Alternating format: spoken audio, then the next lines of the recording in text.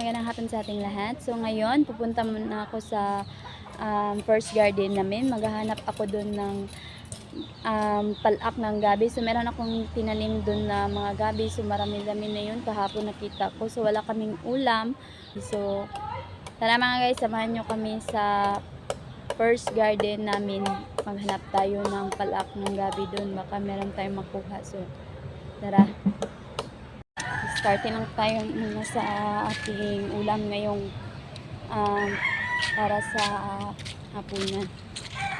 So nandito na tayo mga guys. Ayan, dami-dami na pala.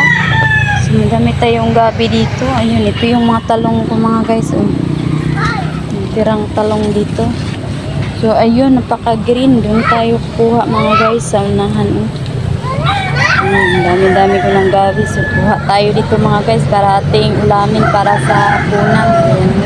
Natin bubunutin to. So ito lang yung palak natin kukunin dahil sayang.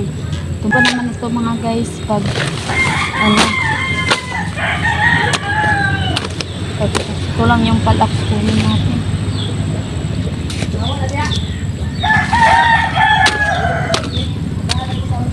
Sunod mga guys yung ubod ng saging ating lutuin na panahon. Ha? Kuan, tunuan.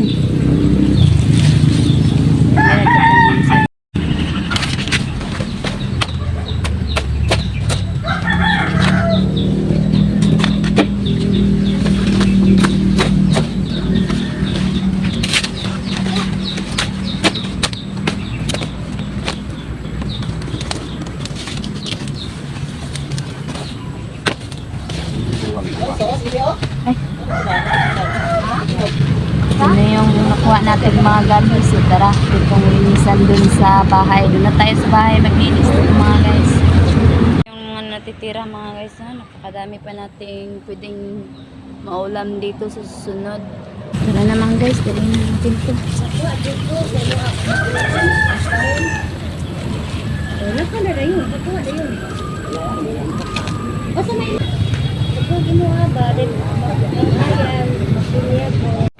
So ayan mga guys, nakarating na nga ako dito sa aming bahay.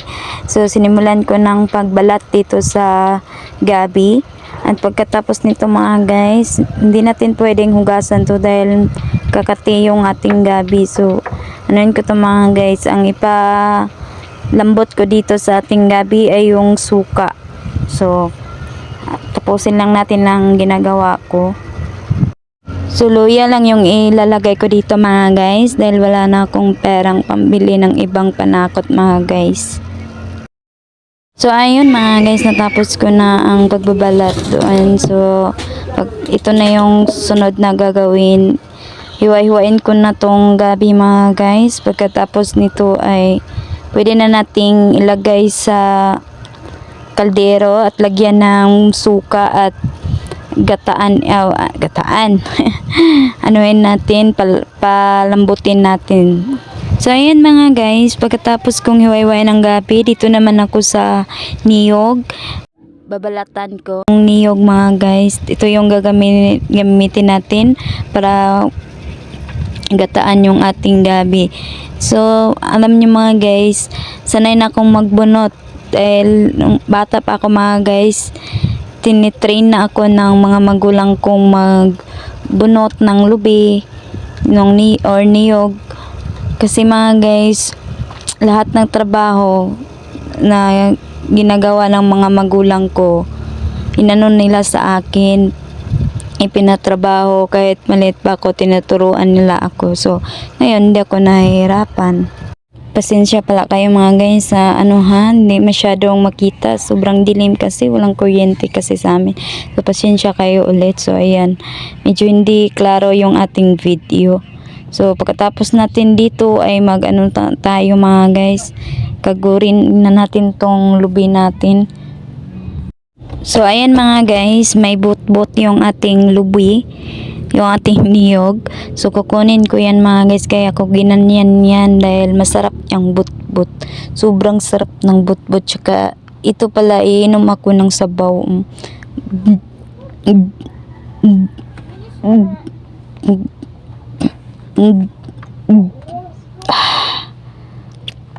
Pagkatapos kong inumin yung sabaw, ayan, biniyak ko na yung niyog. Tapos ito nang susunod, ang butbut. Kakainin na natin to. Sarap ng butbut. Nakatikim na ba kayo nito mga guys?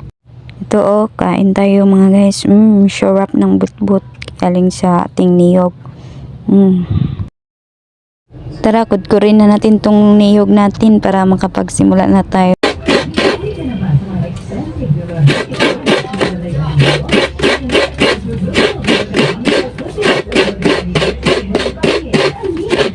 So, ayan, pagkatapos nating kudkurin yung niyog natin, ilagay ko na tong iniwa-hiwa kong gabi dito sa ating kaserola at lagyan natin ngayon ng suka para ano na natin, ilagay natin sa saingan at malambot na dong ating mga gabi. At lagyan na natin ng suka para malagay na natin sa saingan itong ating gabi para matapos na tayo mga guys. Ayun, tapos na tayo. So, takpan na natin at ating isaing to.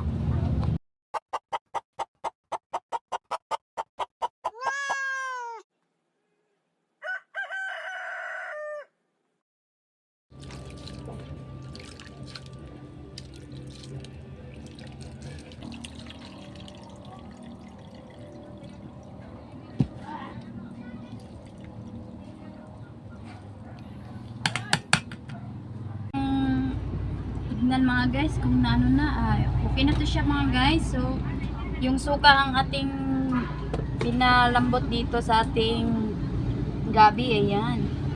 So ganyan lang mga guys, hindi pwede nating halu-haluin yung gabi, baka kumati yung ating gabi. So lagyan na natin ng yung gata ng lubi. So kunin ko muna mga guys, lagay na natin.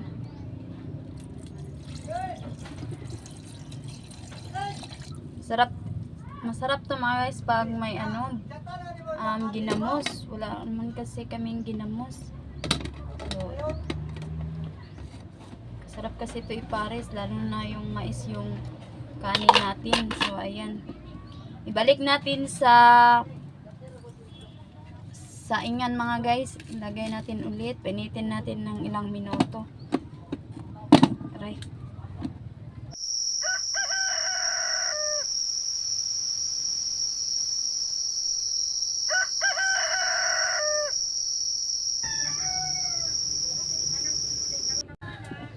Napakatilim na mga guys, so pasensya na kayo. Pasensya din kayo sa mga kagamitan namin mga guys. Na natin yung luya natin mga guys, pasensya na kayo, walang ilaw. So luya lang yung ating panakot dito.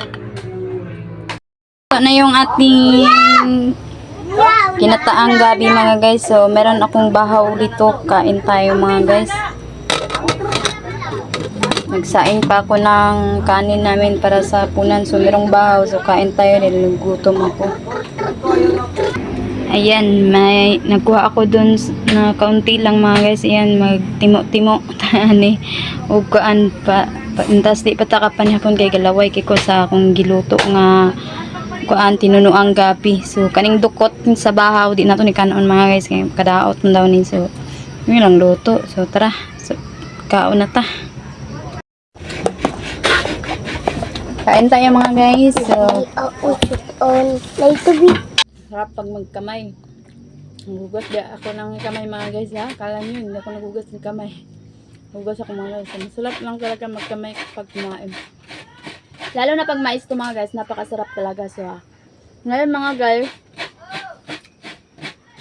magtimo-timo muna ako dito mga guys. Hindi ko na luto yung kanin namin. So, mamaya, maghapunan kami. So, magpapaalam na ako sa inyo mga guys. See you next vlog and God bless everyone. Bye bye.